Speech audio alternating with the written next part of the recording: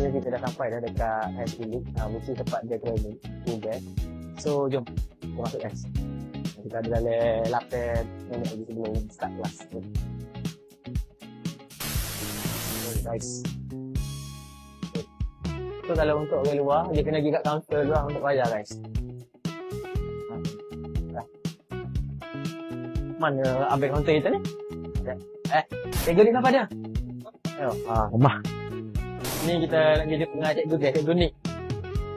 Tadi abang kat kaunter kata cikgu ni dah sampai dah. Dah cikgu ni di sini tak ada. Cikgu ni ke sana. Cikgu ni dah tak mengenai kah?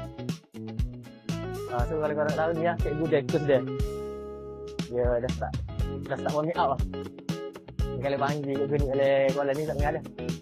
Dia cikgu ni dia dah lari tu, dia auto jadi ikan guys.